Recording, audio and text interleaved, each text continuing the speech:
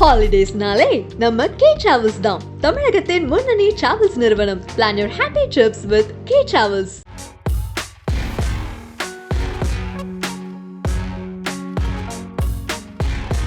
உலகெங்கும் வாழக்கூடிய ஆகாயம் தமிழ் நெஞ்சங்களுக்கு கிறிஸ்டியின் அன்பு வணக்கம். இன்னைக்கு கார்த்திக் யோகி இயக்கத்துல சந்தானம் அண்ட் டீம் நடிச்சிருக்கக்கூடிய வடக்குப்பட்டி ராமசாமி படம் ரிலீஸ் ஆயிருக்கு. இந்த படம் எப்படி இருக்கு? சந்தானத்தோட வழக்கமான அந்த காமெடி படமா இருக்கா, இல்ல சீரியஸ் படமா இருக்கா, இல்ல அந்த பேருக்கு ஏத்த மாதிரி வேற ஏதாவது இந்த படத்துல பண்ணிருக்காங்களா அப்படிங்கிறதா பார்க்க போறோம். ஃபர்ஸ்ட் இந்த படத்தோட கதையை பத்தி பார்த்தோம் அப்படின்னா, ஒரு கிராமத்துல ஒரு சின்ன பையன் ஒரு காட்டேரி அந்த கிராமத்தை அழிக்க வருது அப்படின்ற மாதிரி ஒரு படம் ஸ்டார்ட் ஆகுது. அந்த நேரத்துல வீட்டுல இருந்த பானையை எடுத்துட்டு போய் அந்த காட்டேரியே அடிச்சு துரத்தினாரு. ஐ மீன் அது எதாச்சியா காட்டேரி பானை மேல விழுந்து செத்து போயிடும். அதை வச்சு ஒரு காட்டேரியை புடிச்சு கொடுத்துருச்சு அந்த பானை அப்படின்னு சொல்லிட்டு இந்த பானையை எல்லாரும் ஒரு கடவுள் மாதிரி வணங்குவாங்க. ஆனா அந்த பையனுக்கோ அந்த சுத்தி இருக்க யாருக்குமே கடவுள் மேல பெரிய நம்பிக்கை இருக்காது. ஆனா மக்கள் எல்லாரும் இந்த பானை தான் நம்ம ஊரே காப்பாத்துச்சு அப்படின்னோன்னா அந்த பானையை கடவுளா வணங்கிடலாம் அப்படின்னும் போது அந்த பையனுக்கு ஒரு ஐடியா தோணுது. இதையே நம்ம காசாக்கணும் என்னன்னு சொல்லிட்டு அந்த பானையை வச்சு அந்த இடத்துல ஒரு பெரிய கோயில் ஒன்று கட்டிடுறாங்க. அந்த கோயிலை கட்டிட்டு அதுல இருந்து எப்படியாவது நம்ம பணத்தை டெய்லி மக்களை ஏமாத்தி நீங்க பழம் வாங்குங்க, பூஜை பண்ணுங்க, நீங்க திருவிழா இடுங்க அப்படின்னு சொல்லிட்டு ஃபுல்லா வசூல் பண்ற வேலையை பார்க்கக்கூடிய ஒரு கேரக்டர் தான் சந்தானம். அவர் பேர் தான் வடக்குப்பட்டி ராமசாமி. இவர் இந்த மாதிரி பண்ணிட்டு இருக்கும்போது அந்த ஊருக்கு ஒரு தாசில்தார் வராரு. அந்த தாசில்தார் என்ன பண்றாரு அப்படின்னா, இவங்க பண்ற எல்லா திருட்டுத்தனத்தையும் கண்டுபிடிச்சிட்டு ஒரு கட்டத்துல எனக்கும் அதுல ஷேர் கொடுங்க, நான் உங்களை காட்டி கொடுக்க மாட்டேன், உங்களுக்கு மேல எந்த நடவடிக்கையும் எடுக்க மாட்டேன் அப்படின்ற ஒரு டீல் பேசுறாரு. ஆனா அதுக்கு வடக்குப்பட்டி ராமசாமி ஒத்துக்காதனால இவங்களுக்குள்ள ஒரு பெரிய ஒரு போட்டி அண்ட் பொறாமை உருவாகுது.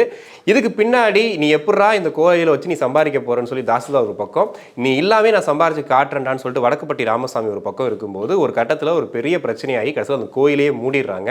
கடைசியா வடக்குப்பட்டி ராமசாமி அந்த கோயிலை திறந்தாரா இல்லையா, அவர் என்னென்ன பிரச்சனை எல்லாம் சந்திச்சாரு அப்படிங்கிறதா அந்த படத்தோட ஒன்லைனா இருந்துச்சு.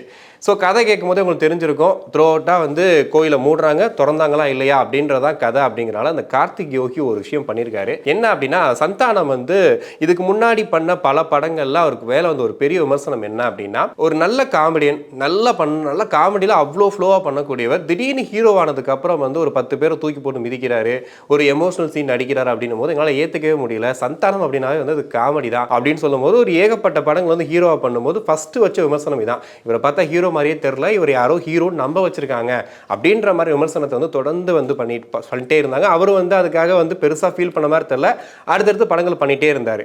ஆனா டிகிலோனா அப்படின்ற படம் இதே கார்த்திக் யோகி தான் இயக்கியிருந்தாரு. அதுல இந்த மாறன், சேசு எல்லாரையும் சேர்த்து வச்சு ஒரு காமெடியா அந்த படத்தை கடத்தி கொண்டு போனாங்க. அது வேற லெவல்ல ஹிட் கொடுத்துச்சு.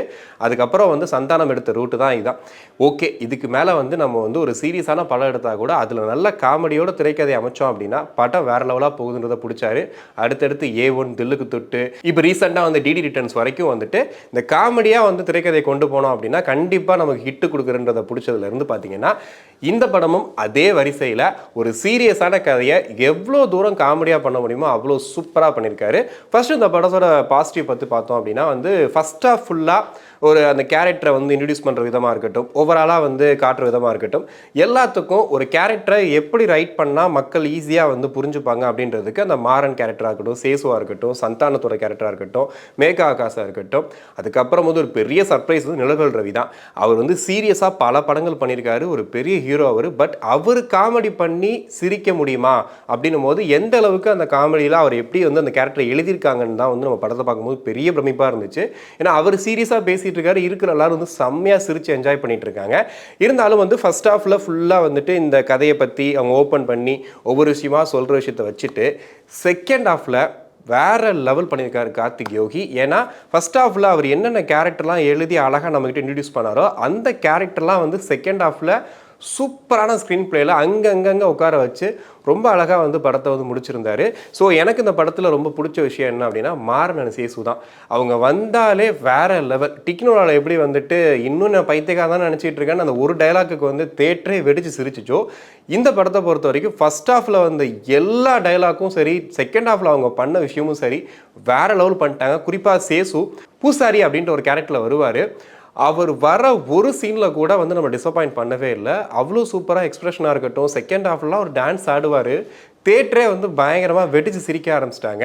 ஏன்னா ஒரு ஒரு பாயிண்ட்டை பிடிச்சிட்டாங்க. ஓகே, இதுதான் வந்து ஆடியன்ஸ் விரும்புகிறாங்க அப்படின்னும் போது நம்ம அதையே வந்து இன்னும் சுவாரஸ்யமாக கொடுக்கலாம் அப்படின்ற மாதிரி சொல்லும்போது ஓகே அப்படின்னு சொல்லிட்டு அதை அப்படியே த்ரூ அவுட்டாக கொண்டு போயிட்டாங்க. இன்னொரு பக்கம் ரவி மரியா அவர் ஒரு பக்கம் ஒரு ட்ராக்ல வந்து வேற லெவல் பண்ணிட்டு இருக்காரு. ஸோ ஒரு ஃபேமிலியாக ஒரு கதை போயிட்டு இருக்கு. இன்னொரு பக்கம் வந்து இவங்க பண்ணக்கூடிய அந்த திருட்டுத்தனம், ஒரு வில்லத்தனம், இதெல்லாம் ஒரு காமெடியாக போயிட்டு இருக்கு. ஸோ இது ரெண்டையும் சேர்த்து வச்சு செகண்ட் ஹாஃப்ல வேற லெவல் பண்ணியிருந்தாங்க. ஸோ இதெல்லாம் அந்த படத்தோட ஒரு பாசிட்டிவான சைடு அப்படின்னு சொல்லலாம். நெகட்டிவா எனக்கு தெரிஞ்ச விஷயம் என்ன அப்படின்னா, நான் ஃபர்ஸ்டே சொன்ன மாதிரி இந்த கேரக்டர் ரிவீல் பண்றதுக்காக அவங்க எடுத்துக்கிட்ட டைம் இருக்கு இல்லையா, அது ரொம்ப நேரம் இழுத்துட்டாங்களோ அப்படின்ற மாதிரி இருந்துச்சு. இது போக வந்துட்டு ஊர்ல இருக்க எல்லாருக்கும் வந்து மெட்ராஸையை பரப்பி விட போறோம் அப்படின்னு சொல்லி ஒரு கான்செப்ட் வந்து கொண்டு வந்திருப்பாங்க.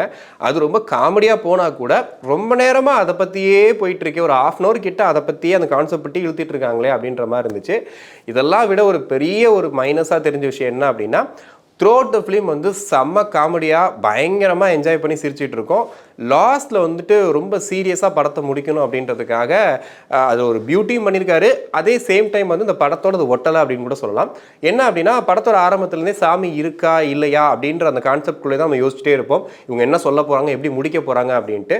ஆனால் லாஸ்ட்டில் வந்துட்டு அதே மாதிரி சாமி இருக்குன்ற மாதிரியும் காட்டிட்டு, சாமி இல்லை அப்படின்ற நம்புறவங்களும் இருக்காங்க, சாமி இருக்குன்னு நம்புறவங்களும் இருக்காங்கன்னு சொல்ல மாதிரி ஒரு மாதிரி சீரியஸாக முடிச்சிட்டாரு.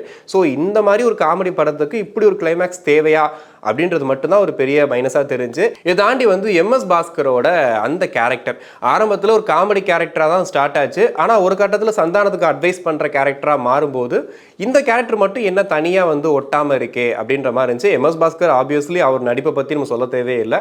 அவர் கொடுத்த பெர்ஃபார்மன்ஸ் வந்து வேற லெவல் பண்ணி கொடுத்துருந்தாரு. ஸோ அவர் அந்த போர்ஷன்லாம் வந்து ரொம்ப நல்லாவே பண்ணியிருந்தாரு. பட் அந்த கேரக்டராக பார்க்கும்போது ஃபர்ஸ்ட் வந்து ரொம்ப காமெடியாக பண்ணிட்டு இருந்தார். செகண்ட் ஹாஃப் ஃபுல்லாக வந்து ரொம்ப சீரியஸாக அட்வைஸ் பண்ணுற ஒரு கேரக்டராக கொடுத்துட்டாங்களே அப்படின்ற மாதிரி இருந்துச்சு. இதெல்லாம் விட ஒரு பெரிய சர்ப்ரைஸ் அப்படின்னா பார்த்தீங்கன்னா மொட்டை ராஜேந்தர் தான். செகண்ட் ஹாஃப்ல கிட்டத்தட்ட படம் வந்து முடிய போகிற டைம் மட்டும் தான் வருவார். வேற லெவல் பண்ணிட்டாரு. ஏன்னா அவர் ஸ்டார்ட் பண்ண ஃப்ரேம்ல இருந்து அந்த முடிகிற வரைக்கும் அவர் ஒரு டீம் வேற ஒன்று ஃபார்ம் பண்ணியிருந்தாரு. அவரோட சேர்ந்து நிழல்கள் ரவி வந்து ஒரு கன்னிவெடி காமெடி வரும். ஸோ அந்த காமெடி போர்ஷன்ஸ் வந்து இன்னும் கொஞ்சம் இருந்தால் நல்லா இருக்குமே நம்ம யோசிக்கிற அளவுக்கு எது எடுத்தாலும் சிரிப்பு, என்ன பண்ணாலும் சிரிப்பு அப்படின்ற மாதிரி ஓவராலாக தேட்டரே வந்து இடத்துல வந்து பயங்கரமாக வெடிச்சு சிரிச்சாங்க. ஸோ ரொம்ப நாளுக்கு அப்புறம் ஒரு ஹாப்பியாக ஜாலியாக த்ரூ அவுட் த ஃபிலிம் வந்து எந்த இடத்துலையுமே லேக் இல்லாமல் ஒரு ஃபுல்லாக காமெடி என்ஜாய் பண்ணி சிரிச்சு வரும் இல்லையா. ஸோ அந்த மாதிரி தான் இருந்துச்சு. ஸோ ஒருத்தர் காமெடி பண்ணுறாரு, இன்னொருத்தர் இருக்காரு அப்படின்னும் போது அப்படிலாம் இல்லாமல் எல்லாருக்கும் ஒரு சேம் ஸ்பேஸ் கொடுத்து கலக்குன்னு கலக்கியிருந்தாங்க. சந்தானத்தை இந்த படத்தில் குறிப்பாக ஒன்று சொல்லியே ஆகணும். ஏன்னா இப்போ ரீசெண்டாக வந்த பல படங்களில் சந்தானம் என்ன பண்ணுறாரு அப்படின்னா, அவருக்கு அவ்வளோ காமெடி சென்ஸ் இருந்தாலும், அவ்வளோ கவுண்டர் டைலாக் போகிறதுக்கு ரெடியாக இருந்தாலும், கூட நடிக்கிறவங்களுக்கு கொஞ்சம் ஸ்பேஸ் கொடுத்து நீங்களும் பண்ணுங்க அப்படின்ற மாதிரி அவர் சொல்கிற விஷயந்தான் வந்து அவருக்கு பெரிய ஒரு பேக் போன் நினைக்கிறேன். ஏன்னா இந்த படத்தில் மாறனுக்கும் சேசுக்கும் அவர் கொடுத்த இடம் வந்து ரொம்ப பெருசு. ஏன்னா அவர் அமைதியாக இருக்கிற டைமில் கூட இவங்க 2 பேரும் பயங்கரமாக பெர்ஃபார்ம் பண்ணி கைத்தட்டல் வாங்கிக்கிட்டே இருக்காங்க. இதே ஃபார்முலாவை தான் வந்து அப்படியே தில்லுக்கு துட்டுலையும் வந்து பார்த்துருப்போம், A1லையும் பார்த்துருப்போம். ஸோ அந்த படத்தில் எப்படி அவர் கொஞ்சம் கம்மியாக பெர்ஃபார்ம் பண்ணி மற்றவங்களை பெர்ஃபார்ம் பண்ண வச்சு பயங்கரமாக கைத்தட்டல் வாங்கினாரோ அதே மாதிரி ஒரு ஃபார்முலா தான் வந்து இதுலேயும் வந்து பண்ணியிருக்காரு. ஓவராலாக வடக்குப்பட்டி ராமசாமி இந்த படத்தை பற்றி சொல்லணும் அப்படின்னா, ராமசாமி அப்படின்ற பேர் வந்து கொஞ்சம் சர்ச்சையாச்சு. என்னன்னா, நீ யாரு, அந்த கடவுளே இல்லைன்னு சொன்ன அந்த ராமசாமி தானே அப்படின்னு சொல்லும் போது அவர் டைலாக் சொல்லுவார். ஸோ அது வந்து கொஞ்சம் சர்ச்சையாச்சு. ஸோ படம் பார்க்கும்போது பார்த்தீங்கன்னா அது பெருசாக அந்த அளவுக்கு அவங்க யாரையும் தாக்கி பேசணும் அப்படின்றக்காக பேசல, அந்த பேர் வந்து மட்டும் வந்து வந்துச்சு. பட் அந்த இடத்துல டைலாக் தேவையா அப்படிங்கிறதும் வந்து தோணதான் செஞ்சிச்சு. ஏன்னா வடக்குப்பட்டி ராமசாமினே போயிருக்கலாம், ஏன் வந்து பெரியாரோட ஜாயின் பண்ணாங்க அப்படின்ற மாதிரி தான் இருந்துச்சு. ஆனால் கிளைமேக்ஸ் வரும்போது நீ தானே அந்த ராமசாமி அப்படின்னு கேட்கும்போது டக்குன்னு டேரக்டர் பேர் போட்டு அப்படியே வந்து முடிச்சிட்டாங்க. ஸோ அவங்களும் வந்து ஒரு கன்க்ளூஷனாக நாங்கள் இதை தான் சொல்ல வரோம், அதை தான் சொல்ல வரோன்னு சொல்லிட்டு எதையுமே சொல்லலை. ஸோ அதனால் வந்து சர்ச்சை அப்படிங்கிறதெல்லாம் வந்து ஓரங்கட்டி வச்சுட்டு இந்த படத்தை வந்து நல்லா என்ஜாய் பண்ணி பார்க்கலாம் அப்படின்னு சொன்னால் அந்த படத்தை போய் பார்க்கலாம். இதெல்லாம் தாண்டி ஒரு காமெடி படத்தில் லாஜிக்லாம் பார்ப்பீங்களா, இல்லை வந்து ஒரு காமெடி பண்ணணும் அப்படின்னா வந்து அபத்தமான சீன்ஸாக இருக்கும், அதெல்லாம் ஒரு காமெடின்னு சொல்லுவீங்களே அப்படின்ற மாதிரி நிறைய அந்த படத்தை பார்த்துட்டு கண்டிப்பாக சொல்லுவாங்க. ஏன்னா எதையுமே லாஜிக்காக இதெல்லாம் அப்படி நடக்குமா, இப்படிலாம் எங்கேயாவது நடக்குமா, இந்த மாதிரிலாம் ஊர் இருக்கா அப்படிலாம் நீங்கள் யோசிச்சுட்டு இருந்தீங்கன்னா படம் பார்க்கவே முடியாது. உங்கள் மூளையை அப்படியே லைட்டாக ஓரமாக கழட்டி வச்சுட்டு நான் ரொம்ப டிப்ரெஷனாக இருக்கேன், சந்தான படம் நல்லா ஜாலியாக இருக்கும், ஏதாவது கவுண்டர் இருக்கும், மாறன் சேசுலாம் இருக்காங்க, வேறு லெவல் பண்ணியிருப்பாங்க. ஸோ படம் வந்து ஒரு காமெடியாக என்ஜாய் பண்ணுற படமாக இருக்குன்றது மட்டும் நம்பிட்டு போனீங்கன்னா எந்த இடத்துலையுமே டிசப்பாயிண்ட் ஆகவே மாட்டீங்க. ஸோ அந்த அளவுக்கு இந்த படம் வந்து அவ்வளோ அருமையான ஒரு காமெடி படமாக அமைஞ்சிருக்கு. சந்தானத்துக்கு ஒரு கம்பேக் அப்படிலாம் சொல்ல மாட்டேன். சந்தானத்தோட வே வந்து சரியாக போயிட்டுருக்கு. இதே ரூட்டை அவர் ஃபாலோ பண்ணார் அப்படின்னா அடுத்தடுத்து பயங்கர பிளாக் பஸ்டர் கொடுப்பாரு அப்படிங்கிறதுல எந்த விதமான மாற்று கருத்தும் கிடையாது. இதே மாதிரி இன்னொரு வீடியோவில் உங்களை சந்திக்கும் மாதிரி உங்களுடன் விடைபெறுவது நான் கிறிஸ்டி. ஹாலிடேஸ்னாலே நம்ம கே டிராவல்ஸ் தான். தமிழகத்தின் முன்னணி டிராவல்ஸ் நிறுவனம். Plan your happy trips with K Travels.